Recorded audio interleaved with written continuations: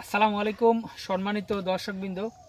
আজকে আপনাদেরকে যে গাছটি দেখাচ্ছি এটি সেই আমেরিকান 5G অর্থাৎ গুয়াতিমালা হাইব্রিড গাছ। দর্শক, যেমন আপনার ভিটামিন, প্রোটিন এবং ক্যালসিয়াম তিনটি উপাদানই কিন্তু পর্যাপ্ত পরিমাণে এই ঘাসে রয়েছে। দর্শক, এই গাছটি বর্তমানে বাংলাদেশে একটি সেরা ঘাস খামারিদের কাছে। তার কারণ হলো আপনার এত বেশি ঘাস কোনো ঘাসেই এত বেশি ঘাস কোনো ঘাসই কিন্তু পাওয়া যায় না, কোনো জাতের ঘাসই, সেটা বলেন আপনি যারা বলেন বা পাকচন বলেন বা স্মার্ট নেপিয়ার বলেন, যাই বলেন, এই গুয়াতিমালা ঘাসটি আপনার স্মার্ট নেপিয়ারের মতো জার হয় এবং লম্বা হয় জারার মতো। দেখেন এখানে 12 ফিটের মতো লম্বা হয়ে গিয়েছে, 10 থেকে 12 ফিট।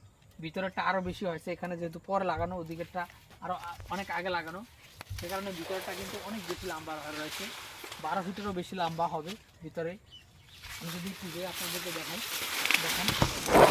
এখানে কী পরিমাণ লম্বা হয়েছে, দেখেন কত ফিট লম্বা হবে। 12 থেকে 15 ফিট অনায়াসই হবে, তার বেশিও হতে পারে, এত বেশি লম্বা হয়েছে। এবং এটি আপনার লম্বা যতটুকুনি হয় একেবারে আপনি গোড়াতে হয়তো একটি বা দুইটি কাঠিন লওয়া যায়, আর বাদ বাকি সবই কিন্তু পাতা থাকে।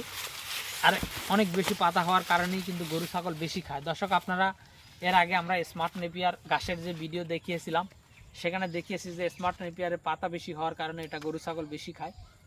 ঠিক তদ্রুপ কিন্তু এই গুয়াতিমালা ঘাসেও আপনার ডাটার থেকে পাতাটা অনেক বেশি হওয়ার কারণেই এটা গরু ছাগল অনেক বেশি খায়। আর আপনারা হয়তো জেনে থাকবেন গবাদি পশু কিন্তু ডাটার থেকে পাতা বেশি খায়, সেটা যে কোনো ঘাসেরই হোক, পাতাটাই বেশি খায়। আর যেই এই গুয়াতিমালা ঘাসে যেহেতু পাতা বেশি বা স্মার্ট নেপিয়ার ঘাসে যেহেতু পাতা বেশি, সে কারণে এইসব ঘাস অনেক বেশি খেয়ে থাকে গরু ছাগল। তো দর্শক শ্রোতা, আমরা আমাদের এই জমিতে এই গাছগুলো প্রথমবার রোপণ করার পরে এরকম হয়েছে, বা কাটিনও পরিপক্ক কাটিনও এখানে হয়েছে।